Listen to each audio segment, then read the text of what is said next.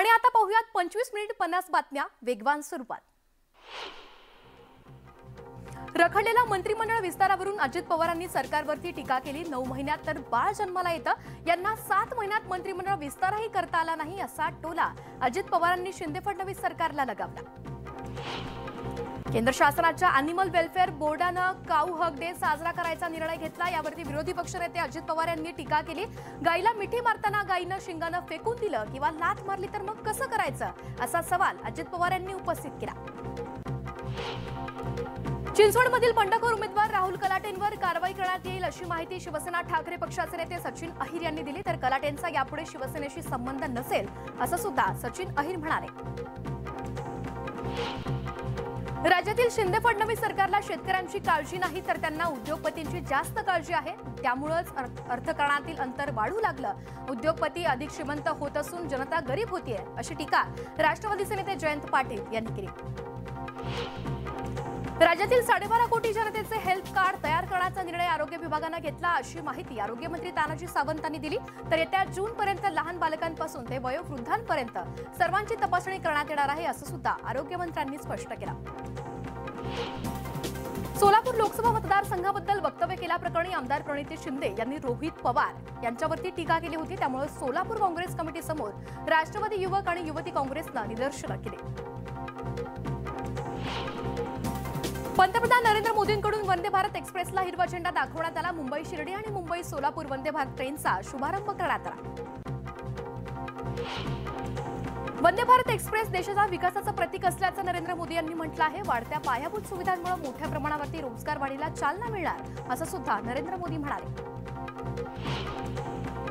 Double engine सरकारमुळेच राज्यात विकास कामांचा धडाका सुरू असल्याचं नरेंद्र मोदी यांनी म्हटलं। दरम्यान पंतप्रधान नरेंद्र मोदींनी शिंदे फडणवीस सरकारचं तोंड फिरून कौतुक केलं।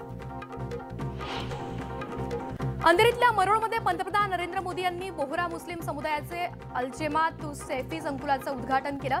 यावेळी मद्रास बँडकडून मोदींचं स्वागत करण्यात आलं। 150 वर्षांचं स्वप्न पूर्ण झाल्याचं सुद्धा नरेंद्र मोदी यांनी म्हटलं। आतापर्यंत रेल्वेकडे दुर्लक्ष झालं होतं, मात्र मोदी सरकारच्या काळात परिस्थिती बदलल्याचं मुख्यमंत्री एकनाथ शिंदे यांनी म्हटलं। नरेंद्र मोदी यांच्यामुळे देशाच्या विकासाला चालना मिळत असल्याचं सुद्धा एकनाथ शिंदे यांनी म्हटलं। इस्रायलचे जनरल काउन्सिल कोबी शोशानी यांनी मुंबई सोलापूर या वंदे भारत ट्रेनमधून प्रवास केला। भारतीय रेल्वेमध्ये झालेले बदल हे पाहण्यासाठी उत्सुक असल्याचं सुद्धा इस्रायलचे काउन्सिल यांनी स्पष्ट केलं। वंदे भारत एक्सप्रेस ठाणे स्थानकावरती आली असता निरंजन डावखर यांनी या ट्रेनचं ढोल ताशांच्या गजरामध्ये स्वागत केलं। दुपारी 3:30 वाजता या ट्रेनचं लोकार्पण करण्यात आलं।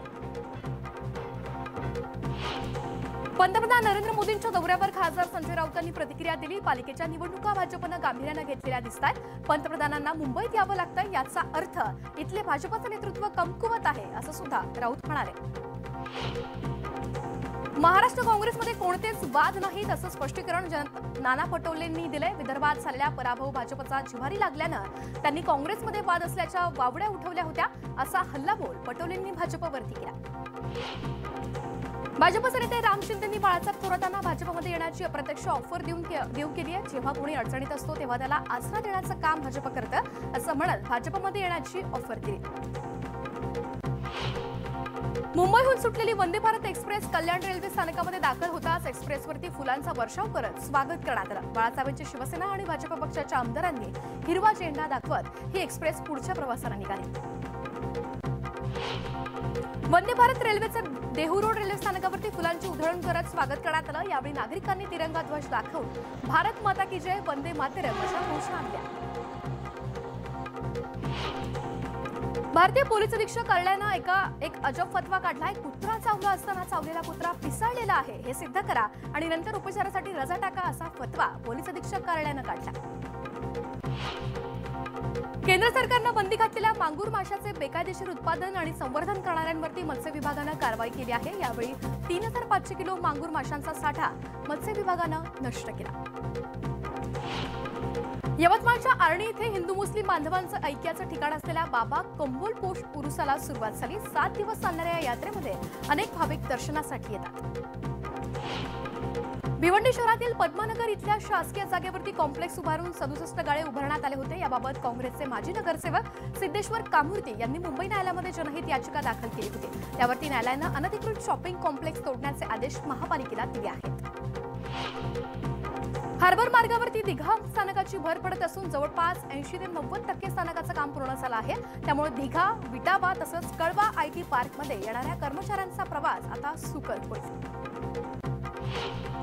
नवी मुंबईतील महापीएमआयडीसी मध्ये अनेक ठिकाणी नाल्यांमधून केमिकल युक्त पाणी सोडलं जातं। त्याचप्रमाणे नाल्यांची नियमित सफाई केली जात नसल्यानं परिसरात दुर्गंधी पसरत असून नागरिकांच्या आरोग्याला धोका निर्माण झालाय। याच अनुषंगानं नवी मुंबई मनसेनं एमआयडीसी अभियंते यांची भेट घेत सज्जड इशारा दिला। भरधाव वेगात येणाऱ्या डंपर चालकानं 5 महिलांना चिरडलं होतं। यात एका महिलेचा जागीच मृत्यू झाला होता। या प्रकरणी डंपर चालकावरती कडक कारवाई करण्याच्या मागणीसाठी आमदार वैभव नाईक यांनी काळसे ग्रामस्थांसमवेत मालवण पोलीस ठाण्याला भेट दिली। चंद्रपूरमधल्या राजुरामधल्या सास्ती कोळसा खाणीमुळे स्थानिकांना मोठा त्रास सहन करावा लागतोय। कोळसा खाणीमध्ये होणाऱ्या शक्तिशाली स्फोटामुळे अनेकांच्या घराला तडे गेले। याचा फटका शेतीला सुद्धा बसतोय। त्यामुळे पिकांवरती धुळीचे थर दिसतायत। इंदापूरमध्ये कृषी पंपांच्या थकीत वीज बिलाच्या वसुलीसाठी महावितरणाकडून शेतकऱ्यांच्या मागे तगादा लावला जातोय। वीज बिल न भरल्यानं शेती पंपांचा वीज पुरवठा खंडित करण्यात आला। त्यामुळे शेतकरी वर्गात नाराजी पसरली। ग्रामीण भागातल्या जिल्हा परिषदेच्या शाळांमध्ये सेमी इंग्रजी अभ्यासक्रम सुरू करावा तसंच तलाठ्यांनी उपस्थित राहून महिला बचत गटाची कामं करावी या मागण्यांसाठी महिला बचत गटांच्या महिलांनी नांदेड जिल्ह्यातील हदगाव तहसील कार्यालयासमोर उपोषण सुरू केलं। मागण्या मान्य होईपर्यंत उपोषण सुरूच ठेवण्याचा इशारा महिलांनी दिला। धुळे महापालिकेच्या वतीनं करवसुली मोहीम राबवण्यात येते। शास्ती माफीसाठी 31 मार्चपर्यंत मुदत वाढवून देण्याची मागणी ठाकरेंच्या शिवसेनेच्या वतीनं करण्यात आली। महापौर प्रतिभा चौधरींची भेट त्यांना निवेदन दिलं। महाडमधल्या गडगावमध्ये भंगाराच्या गोदामाला भीषण आग लागल्याची घटना घडली। या आगीमध्ये कोणतीही जीवितहानी झाली नाही, मात्र आगीमुळे गोदामाचं लाखो रुपयांचं नुकसान झालं। वाशीतील शालिमार हॉटेलच्या बाजूस असलेल्या इलेक्ट्रिक गोदामाला आग लागली। अग्निशमन दलाच्या 2 गाड्या घटनास्थळी दाखल झाल्या आहेत। आगीचं कारण अद्याप अस्पष्ट आहे। भिवंडी तालुक्यातल्या बोरपाडा इथे मूर्त्या बनवण्यासाठी ठेवलेल्या केमिकलच्या साठ्याला भीषण आग लागली। महत्त्वाची बाब म्हणजे बाजूला गोशाळा आणि पेट्रोल पंप असल्यानं आगीचा धोका वाढला। ही आग कशामुळे लागली याचं कारण अद्याप अस्पष्ट आहे। नागपूरच्या गिट्टी खदान परिसरामध्ये कारवरील नियंत्रण सुटल्यानं कार रस्त्याशेजारील घरात शिरल्याची घटना घडली। या अपघातात एका 8 वर्षीय मुलाचा मृत्यू झाला तर 4 ते 5 जण जखमी झाले। नांदेडमध्ये दिवसाढवळ्या सशस्त्र दरोडा टाकून लाखोंचा ऐवज लंपास केल्याची घटना घडली होती। या प्रकरणी 5 जणांच्या दरोडेखोर टोळीला पोलिसांनी काही तासांच्या आत अटक केली।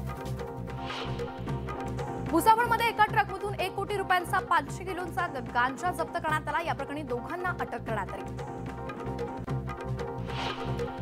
दापोलीतील दाभोळ बंदरामधून 24,000चा डिझेलचा साठा जप्त करण्यात आला। कस्टम विभागानं ही कारवाई केली। बोटीवरील 15 डब्यांमधून हे डिझेल जप्त करण्यात आलं। मलकापूर तालुक्यातल्या घिरणी बेलाड रस्त्यावरती टिप्परचा आणि दुचाकीचा अपघात होऊन बेलाड इथल्या 25 वर्षीय तरुण जागीच ठार झाल्याची घटना घडली होती। त्यामुळे बेलाड ग्रामस्थांनी टिप्पर मालकाच्या कंपनीसमोर भर उन्हामध्ये पेट ठेवून कंपनीला चांगलाच घेराव घातला। मुंबई विमानतळावर कस्टम विभागानं 2 प्रकरणांमध्ये सुमारे 94 लाखांचं विदेशी चलन जप्त केले। ड्रायफ्रुट्सच्या बॉक्समध्ये लपवून विदेशी चलन भारतात आणलं जात होतं। नुकताच मुंबईच्या लोकलचा एक व्हिडिओ सोशल मीडियावर चांगलाच व्हायरल झालाय। या व्हिडिओमध्ये काही तरुण ट्रेनमध्ये गाताना दिसतायत। या तरुणांच्या गाण्याची प्रवाशांवरती सुद्धा भुरळ पडल्याचं दिसतंय। या व्हिडिओमध्ये एक महिला अभिनेता सुनील ग्रोवरच्या मेरे हस्बंड मुझको प्यार नहीं करते गाण्यावरती नाचताना दिसते। हा व्हिडिओ सध्या चांगला चर्चेचा विषय बनतोय। अक्षय कुमार सुप्रसिद्ध दाक्षिणात्य अभिनेता मोहनलाल यांच्यासह भांगडा डान्स करताना दिसतोय। अक्षय कुमार आणि मोहनलाल यांच्या भांगडा डान्सनं नेटकऱ्यांचं चांगलंच लक्ष वेधलं। त्यांचा हा व्हिडिओ सध्या सोशल मीडियावर प्रचंड व्हायरल होतोय।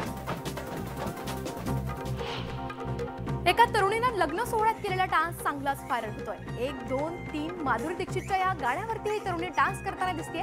हा व्हिडिओ अवघ्या काही तासात 1.5 मिलियन लोकांनी बघितला।